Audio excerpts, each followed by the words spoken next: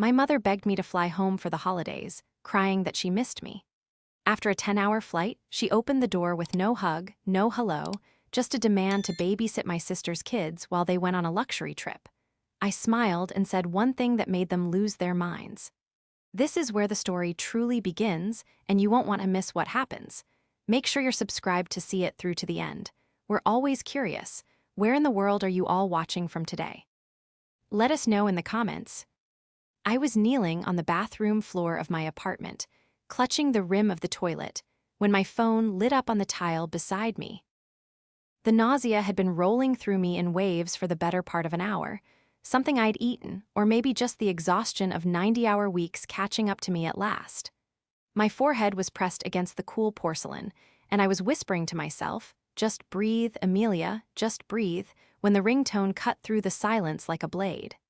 I turned my head just enough to see the screen. Mom. Part of me wanted to let it go to voicemail. The larger part of me, the part that still ached with the old, familiar hope that maybe, just maybe, this time would be different, reached out with a trembling hand and answered. "Amelia, Amelia, are you there?"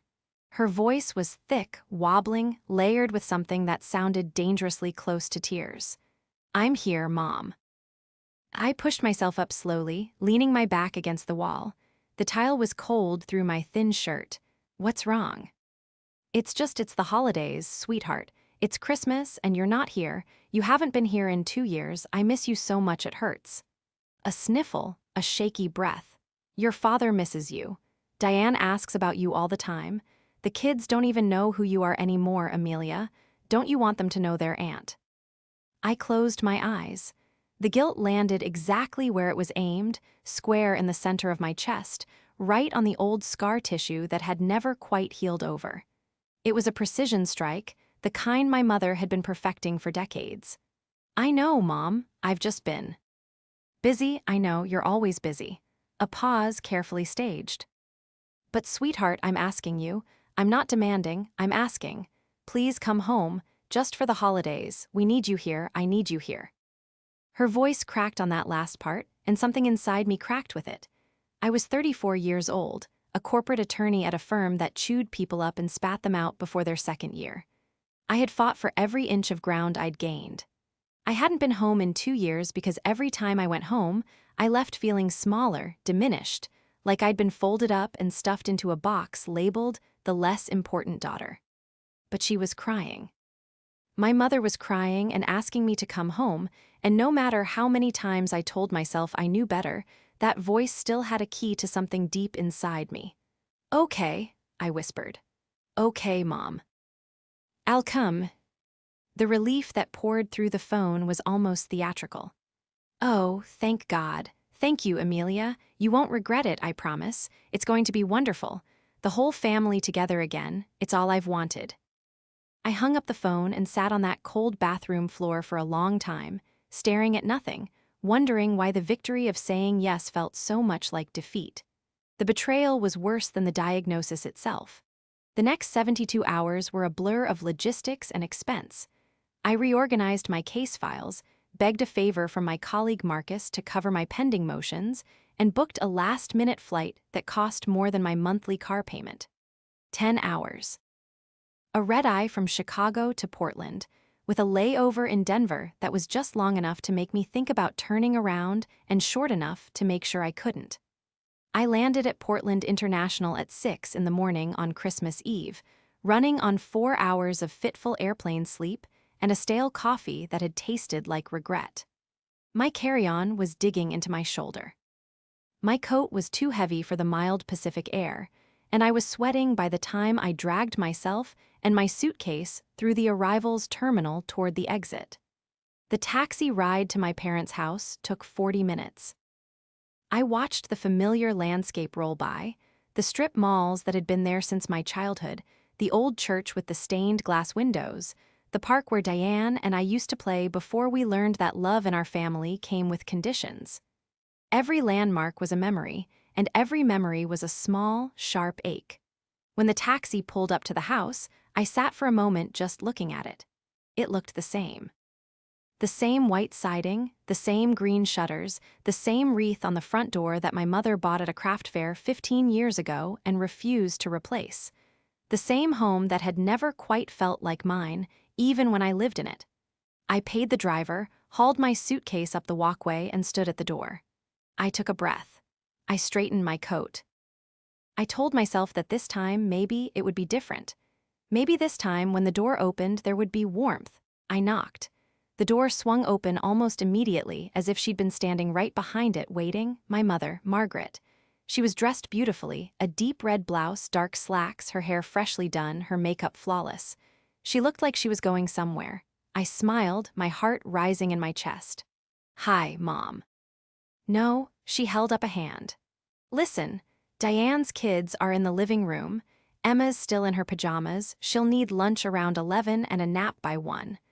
The boys will eat anything you put in front of them, but don't give them juice after 2 or they'll be bouncing off the walls until midnight. We'll be back by tomorrow evening." I blinked. The words didn't make sense. They were just sounds, disjointed and strange, like a foreign language I'd once studied but had long forgotten. "I'm sorry, what?" "We're going on a family trip," she said, as if she were telling me the weather. "Diane and Richard and I to the lodge at Candlewood Point. Your father got a great deal on a suite. We're leaving in 20 minutes. "A family trip," I repeated. The words tasted like ash. "Yes, and you'll babysit your sister's kids while we're gone." She turned away from me, already reaching for her coat on the hook by the door. "I left the emergency numbers on the fridge. There's leftover casserole in the oven." "Mom, I just flew 10 hours. "I know, sweetheart. That's why this works out perfectly. You'll be here, the kids will be here, and we'll get some much-needed family time." She paused, just long enough to glance back at me with a look that was not affectionate. It was appraising, evaluating, like she was confirming that the piece of furniture she'd ordered had arrived and was in the right room. It's really very convenient. She didn't hug me, she didn't welcome me, she didn't even take my suitcase. In that moment, standing in the doorway of a house that had never been my home, I felt something shift inside me. Not the old crack, the one that guilt always found. Something else. Something harder. Something that had been building for 34 years, through every dismissed achievement, every forgotten birthday, every moment I'd been treated not as a daughter, but as a resource to be deployed. But they had forgotten one crucial thing. I set my suitcase down in the entryway and walked past my mother into the living room, where 3 small children were scattered across the carpet like fallen leaves. Emma, the 2-year-old, was sitting in a diaper, methodically pulling the arms off a plastic doll. The boys, Tyler, 4, and Noah, 6, were locked in a battle over a tablet that neither of them seemed willing to share. The room smelled like stale cereal and dirty diapers. No one looked up. No one said, "Aunt Amelia." I stood there, watching them, and my mind drifted backward despite myself. I thought about all the years I had given to this family. The summers I'd spent working at the local grocery store at 16, handing my paychecks directly to my mother because the household needs it more than you need new clothes. The college fund I'd built for myself through scholarships and 3 part-time jobs, which my mother had tried to redirect to Diane because she's not as academic as you, Amelia. She needs the help. The law school loans I was still paying off because my parents had insisted they couldn't contribute a dime, only for me to discover, years later, that they'd taken out a second mortgage on the house to fund Diane's wedding. I had swallowed all of it, every slight, every erasure. I had convinced myself over and over again that love meant sacrifice, that if I just gave enough, endured enough, eventually the scale would tip and I would be seen. Valued. Wanted for me, not for what I could provide. And now here I was, 10 hours on a plane, thousands of dollars, 2 years of absence, and the only reason I'd been summoned was because they needed a babysitter. "Deanne," I said calmly, turning toward the kitchen, where my younger sister was filling a thermos with coffee, her designer handbag slung over her shoulder, her hair pinned in an immaculate updo. Diane looked up. She had the same sharp features as our mother, the same calculating gaze, but none of the softness that Margaret could at least feign when it served her. Diane didn't bother with pretense. She looked at me the way a project manager looks at a temp worker, assessed, assigned, and dismissed. "Oh, good, you're here," she said. "Emma's been fussy all morning. I think she's cutting a molar. The boys should be fine as long as you keep them away from the cookie jar. Mom told you about the schedule, right?" She told me. Perfect. She capped her thermos and smiled, but it wasn't a smile meant for me. It was a smile meant for herself, the satisfied expression of someone whose problem had been neatly solved. "You're a lifesaver, Amelia, truly." "Where's Dad?" I asked. "Garage, getting the car packed." She glanced at her watch. "We should really go. The check-in at the lodge is at noon, and you know how traffic gets on the coastal road this time of year." My mother appeared behind me, her coat now buttoned, a scarf artfully arranged around her neck. She was already moving toward the door, her eyes on her phone, not on me. "Mom," I said. My voice was quiet, but it carried. She paused just barely. "Yes. You begged me to come home. You said you missed me. You said we needed to be together as a family." "And we will be," she said lightly, still typing something on her screen. "When we get back tomorrow, we'll have a lovely Christmas Eve dinner, just the 5 of us. Well, 8 with the kids." "The 5 of us," I repeated, meaning you, Dad, Diane, and me. "Of course. And the kids. Obviously. So I'm included in the family, just not in the family trip." She looked up then, finally. Her eyes met mine, and for a flicker of a second I saw it, the flash of something sharp and cold behind the warmth she performed so well. It was there and then it was gone, replaced by a patient, weary expression, the look of a woman who believed her daughter was being difficult on purpose. "Amelia, you just got off a plane. You're tired. The kids will be a nice distraction. You can rest here, spend time with your nieces and nephew, and we'll have a proper celebration when we return. I don't see why this has to be a problem." That was the thing about my mother. She always made sure I felt like the problem, like my feelings were an inconvenience, like asking to be treated as a person rather than a utility was an act of rebellion. And my father, gentle, quiet Richard, walked through the door from the garage, caught my eye for exactly 1 second and looked away. He said nothing. He never said anything. Not when my college fund was redirected. Not when my achievements were ignored. Not when Diane was handed everything and I was handed the bill. He picked up a bag by the door and said, "Ready, Maggie." My mother smiled at him, and in that smile I saw everything. I saw the polished, curated version of family she wanted to present to the world, the beautiful wife, the doting husband, the successful daughter, the 3 adorable grandchildren. But I was not part of that picture. I was the scaffolding, the structure that held it up from behind the scenes, invisible and expendable. But they had forgotten one crucial thing. They left just like that. 3 adults, 3 pieces of luggage, and not a single backward glance. The door closed behind them with a soft click, and I stood in the entryway of my childhood home, listening to the sound of the car engine fading down the street until there was nothing left but silence and the gentle babble of 3 children who didn't understand that they'd been abandoned any more than I did. I didn't move for a long moment. I just stood there, breathing, letting the reality of what had happened settle into my bones. The humiliation, the manipulation, the sheer, breathtaking audacity of it all. My mother had cried on the phone. She had begged. She had used tears, real or fabricated, it no longer mattered, to drag me across the country for one purpose: to serve as unpaid labor so she and my sister could go live the life they actually wanted, unburdened by the children they claimed were their greatest joy. And I had fallen for it. Again. But this time, something was different. This time, the old crack inside me didn't fill with guilt or sadness or the desperate need to prove myself worthy of their love.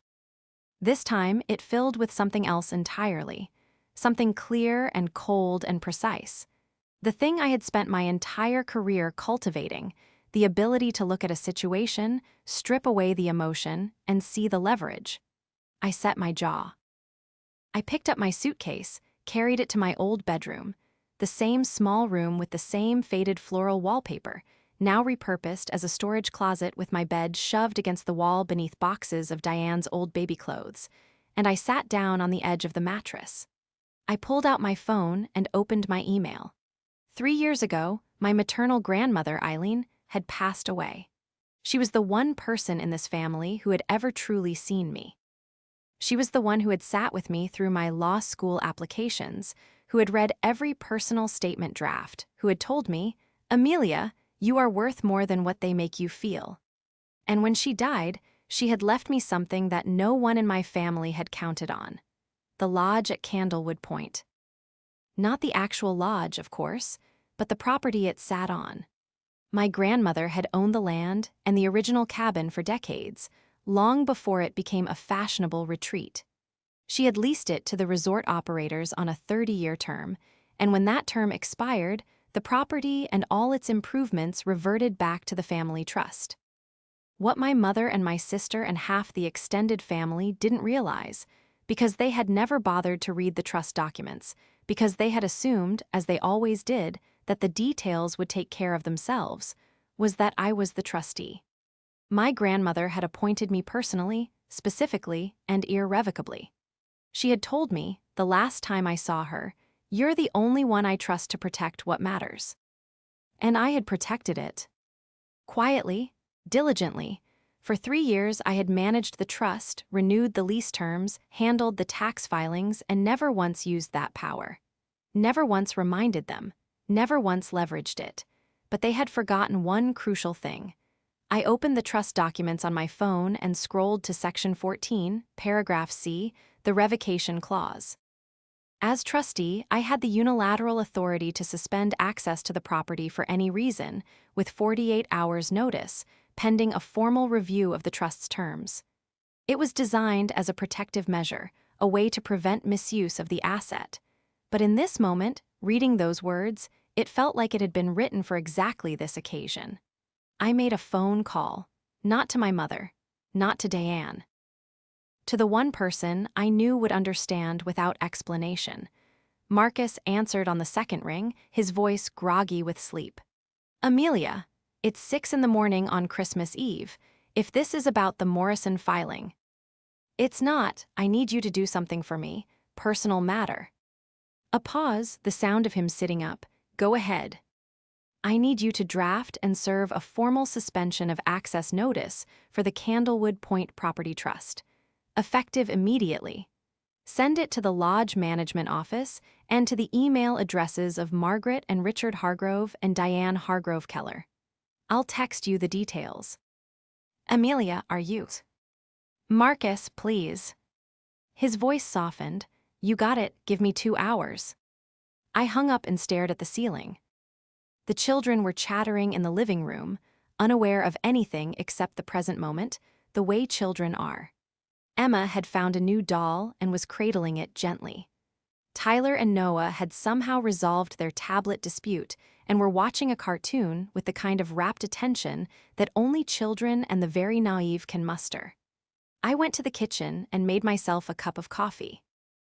I found the schedule my mother had left on the fridge, a detailed, color-coded document that specified nap times, meal times, acceptable snacks, and emergency contacts. It was thorough, I'd give her that. She could be remarkably thorough when it came to organizing other people's labor. I sat down at the kitchen table with my coffee and waited, because I knew something my mother didn't. I knew that the lodge at Candlewood Point required trust authorization for any booking. It was in the lease agreement, a detail the management office enforced faithfully because my grandmother had insisted on it. If the authorization was suspended, the booking would be suspended with it. No suite. No check-in at noon. No coastal road traffic and no family trip.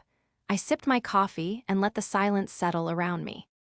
For the first time in 34 years, I wasn't the one waiting for someone else to decide my worth. They were going to have to come to me. It took less time than I expected. At 12:47, my phone rang.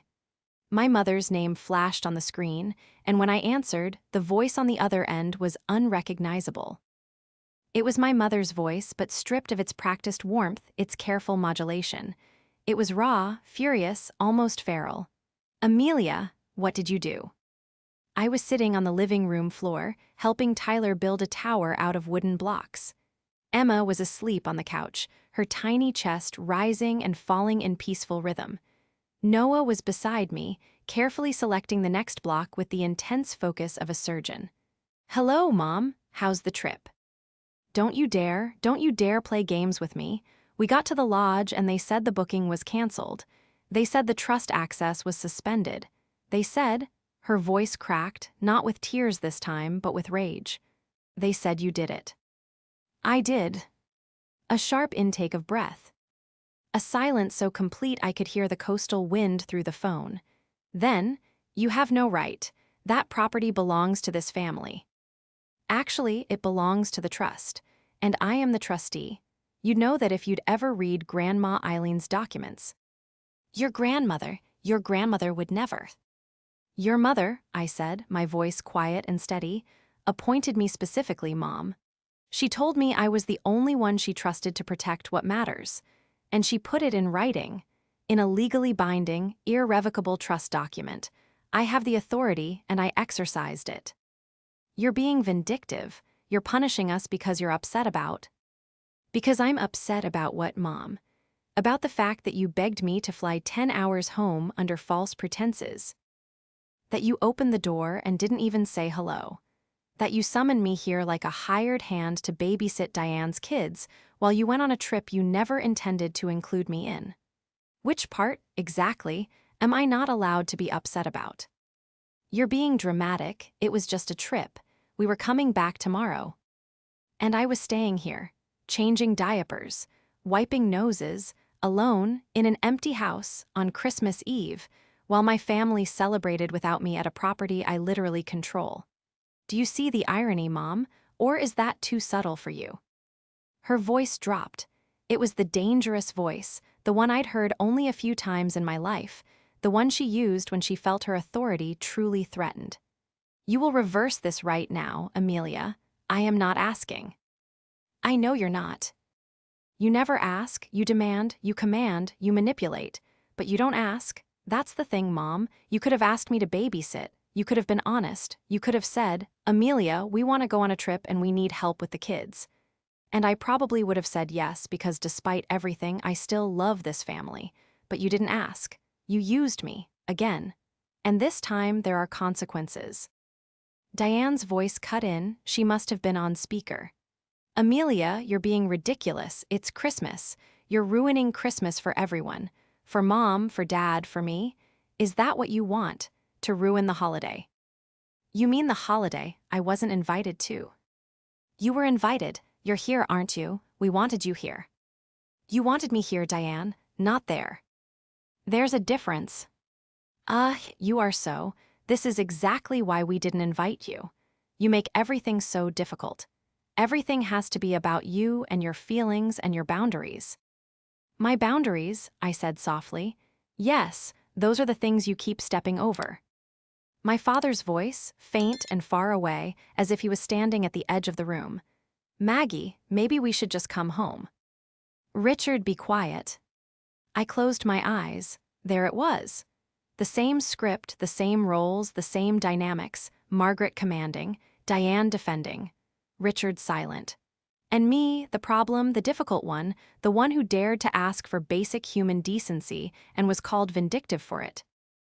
"Here's what's going to happen," I said, and my voice was calm now, the way it was in a courtroom when I knew I held the winning argument. "You're going to come home. You're going to spend Christmas Eve with your children and your grandchildren, all of them, including the one you left behind. And tomorrow we're going to have a conversation, a real one, about how this family treats me. And if that conversation goes well, I'll restore the trust access. If it doesn't, I let the silence do the work. Well, I'm sure you can find another lodge." I hung up. They didn't come home, not right away. Instead, my mother called 3 more times in the next 2 hours. Each call was a variation of the same theme: anger, guilt, manipulation, threats, delivered in different proportions, like a chef adjusting a recipe she couldn't quite get right. The first call was pure rage. The second was a guilt assault, with my mother invoking my grandmother's memory, my father's health, my sister's fragile emotional state, and the children's right to a happy Christmas, all in the space of 5 minutes. The third call was Diane, trying a different tactic, sweetness or her version of it, telling me she'd always admired me, that she was sorry, that she hadn't meant it when she called me difficult. I listened to each message. I did not pick up. While they strategized from whatever coastal restaurant or roadside motel they'd retreated to, I did something I'd never done before. I fed the children. I changed Emma's diaper. I built a blanket fort with Tyler and Noah and sat inside it with them while they told me elaborate, breathless stories about dinosaurs and superheroes and a magical cat who could fly. I ate leftover casserole with them at the kitchen table, and when Emma knocked over her cup of milk, I cleaned it up without a second thought, and when Noah asked me to read him a story, I read him 3, doing all the voices the way my grandmother used to do for me. And something unexpected happened. Sitting in that blanket fort, surrounded by 3 small humans who didn't care about leverage or trust documents, or who had been wronged by whom, I felt something I hadn't felt in this house in years. Peace. Not the peace of resolution, nothing had been resolved yet, but the peace of knowing with absolute certainty that I was not the problem. I never had been. At 4 o'clock, my phone buzzed with a text from Marcus. Notice served. Lodge management confirms booking suspended. Property access revoked pending review. Let me know if you need anything else. And Merry Christmas, Amelia. I texted back, thank you, Marcus. Merry Christmas. At 5 o'clock, I received an email from Diane. It was long, far too long, and its length alone told me everything I needed to know about how desperate the situation had become. She had forwarded me a chain of correspondence between herself and the lodge management, in which she had tried every angle she could think of. She had cited the original lease agreement. She had claimed the trust documents were outdated. She had even threatened legal action, which made me smile, a real, genuine smile, because she was threatening to sue a corporate attorney over a trust she had never read, administered by her own sister. But then, near the bottom of the email chain, I found something that made me stop smiling. A message from Diane to my mother, sent before any of this had happened, before I'd even boarded the plane. It had been included in the thread by accident or perhaps by carelessness, the way the truth always seems to slip through the cracks eventually. The message read, Mom, don't worry, she'll come if you cry, she always does. Once she's here, we go, she won't make a scene, she never does, she's too desperate for us to love her. I read it 3 times. Each time, the words hit me like a physical blow, not because they were surprising, but because they confirmed what I had always suspected, what I had spent my whole life refusing to believe. I was not a daughter to them. I was a tool, and my desire for their love was not seen as something to be honored, it was seen as a weakness to be exploited. I screenshotted that message. I saved it. Not because I needed evidence.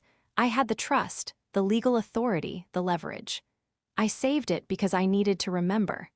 I needed to remember the next time the guilt crept in, the next time my mother's voice wobbled on the phone, the next time I convinced myself that maybe this time would be different. At 6:30, I heard the car in the driveway.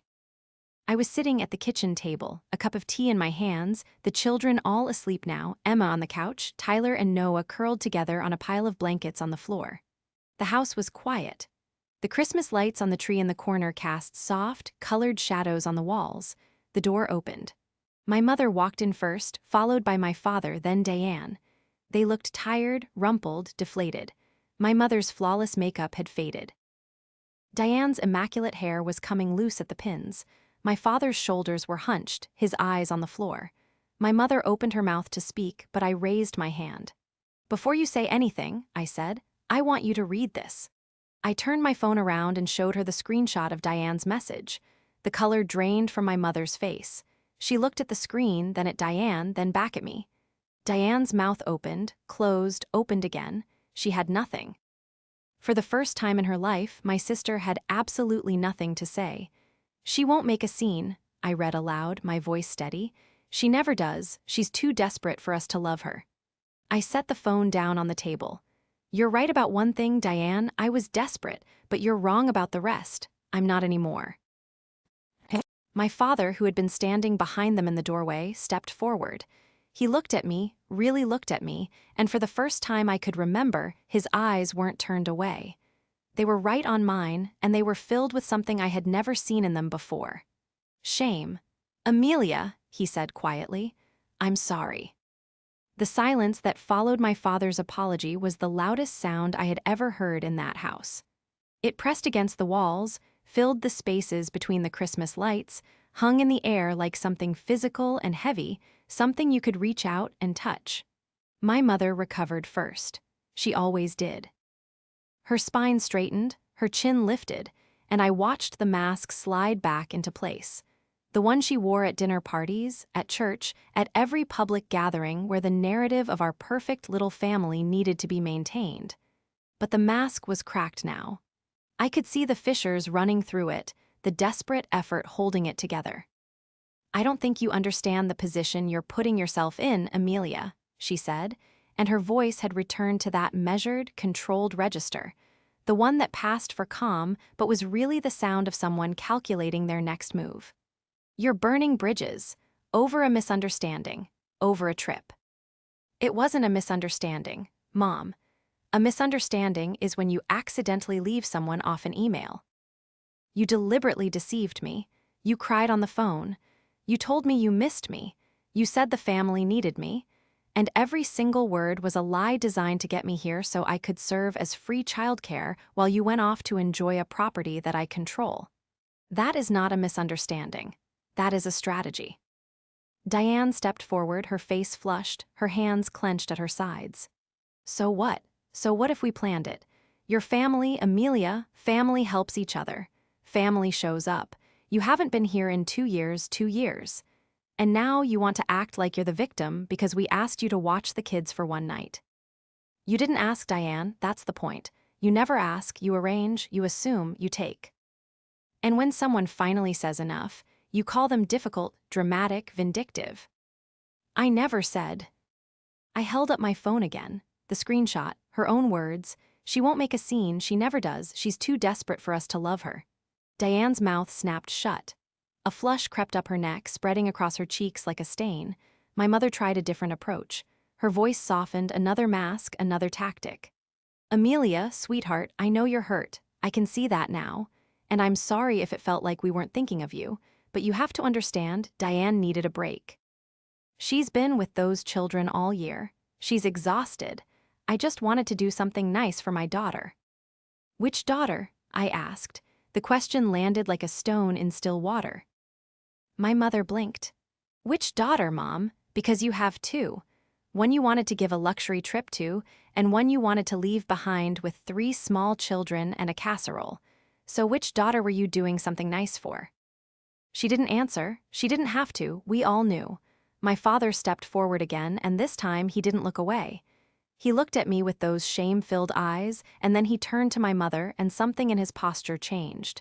Something I had never seen before, a straightening of his spine that wasn't performance but conviction.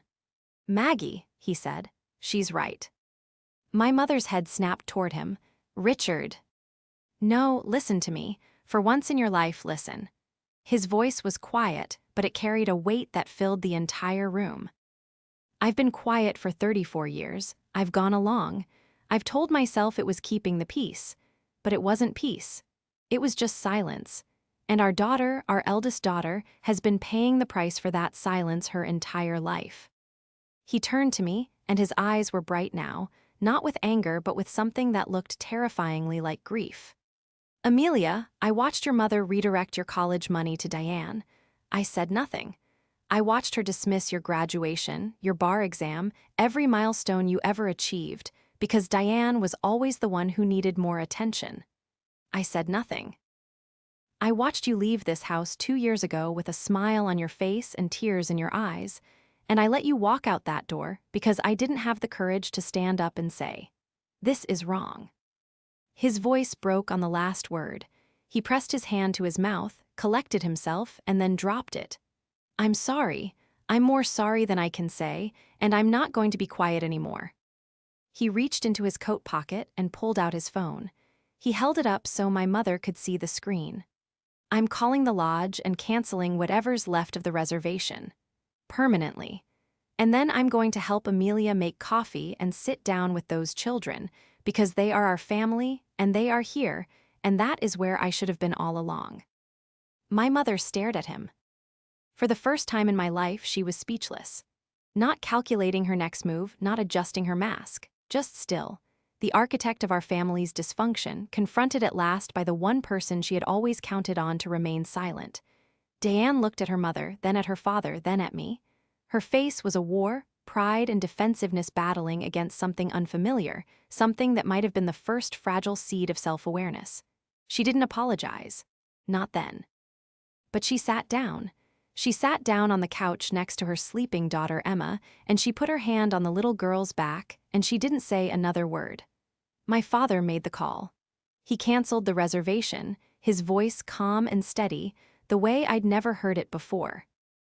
When he hung up, he looked at me and said, "What do you need, Amelia? Whatever it is, I'm here." I looked at this man, this quiet, complicit man who had finally found his voice at an age when most people stop looking for it, and I felt something I hadn't expected. Not anger, not resentment. Hope. Small, fragile, uncertain hope. "I need you to mean it," I said. "Not just tonight, not just when it's easy, always." "I will," he said. "I will." The aftermath was not a movie ending. There was no sweeping orchestral score, no tearful embrace that erased 3 decades of neglect. What there was instead was quieter, messier, and more real than anything I had ever experienced in that house. My mother retreated to her bedroom and did not come out for the rest of the evening. I heard her voice through the door once, low and strained, on the phone with someone, probably her sister, probably rewriting the narrative already. But she didn't come out. She didn't try to regain control. For the first time, Margaret Hargrove had no script, no strategy, no audience to perform for. And so she did the only thing left to do. She sat with the silence she had created. Diane fell asleep on the couch next to Emma, her arm curled protectively around her daughter. When I covered her with a blanket, she stirred just enough to murmur something that might have been, "Thank you," or might have been sorry. It didn't matter which. The wall between us had cracked, and even if it wouldn't come down entirely, a crack was something. A crack was where the light got in. My father and I sat at the kitchen table until 2 in the morning, drinking coffee that had gone cold long ago, talking, really talking. He told me things I had never known, that he had wanted to be a teacher, that his father had pushed him into business, that he had spent his entire marriage choosing avoidance over confrontation because he was afraid of losing the family he loved, only to realize he had been losing them anyway, one silence at a time. He told me he was proud of me. That he had always been proud of me, that he had just never been brave enough to say it where my mother could hear. I cried that night. Not the hot, angry tears of betrayal, but the quiet, cleansing tears of something being released. I didn't forgive him entirely, not yet. Trust like that doesn't return in a single conversation, but the door was open. For the first time, the door was open, and I could see a path through it. In the weeks that followed, the consequences unfolded with the slow, inevitable gravity of truth. My mother's social circle, the network of friends and relatives she had so carefully cultivated, began to hear the story. Not from me. I never said a word to anyone outside the family. But my father, in his new resolve, told the truth when people asked why the lodge trip had fallen apart. He told his brother. He told his neighbor. He told the woman at the grocery store who asked how Christmas was, and each time he told it honestly. We treated our daughter poorly, and she stood up for herself. She was right to do it. My mother's reputation, the one asset she valued above all others, began to shift. Not collapse exactly, but soften, crack, reveal the seams. People who had admired her from a distance began to look at her more closely, and what they saw was no longer the polished matriarch, but the woman behind the curtain, the one who had summoned her eldest daughter across the country under false pretenses and left her alone on Christmas Eve with 3 small children. It was a small town. Stories traveled. And this one had legs. Diane, to her credit, eventually called me. It took 3 weeks, and the conversation was awkward and halting and full of long, uncomfortable silences, but she said the words. "I was wrong. I shouldn't have written that message. I shouldn't have treated you like that. "I'm sorry." She didn't qualify it. She didn't add but. She just said it, and that, I knew, had probably been the hardest thing she had ever done. I restored the trust access 6 weeks later, after my father and I had a series of conversations about the trust's future, about transparency, about how the family's assets would be managed going forward. I made it clear that my role as trustee was permanent and non-negotiable, and that any future use of the property required my written consent. My father agreed without hesitation. My mother agreed through clenched teeth, which was the closest thing to a concession she was capable of. I also used my professional network to connect my father with a counselor, a gentle, measured man who specialized in family dynamics and the patterns that keep people trapped in cycles of silence. My father went willingly, every Tuesday at 4 o'clock, and when I called to check in, he would sometimes mention something the counselor had said, turning it over in his mind like a stone he was learning to read. My mother did not go to counseling. But she did something else, something small and unexpected. In March, on my birthday, a day she had forgotten more often than she remembered, a package arrived at my apartment in Chicago. Inside was a photograph I had never seen before. Me and my grandmother Eileen, sitting on the porch of the Candlewood Point cabin, the lake behind us, the sun on our faces. I was maybe 8 years old, and I was laughing, really laughing, the way children laugh when they feel completely safe and completely loved. On the back, in my mother's careful handwriting, were 4 words: "She saw you, I'm trying." I propped the photograph on my desk, next to my law degree and my bar certification and the framed letter my grandmother had written me the week before she died. And every morning when I sat down to work, I looked at that photograph and felt something I hadn't felt in a very long time. Not forgiveness.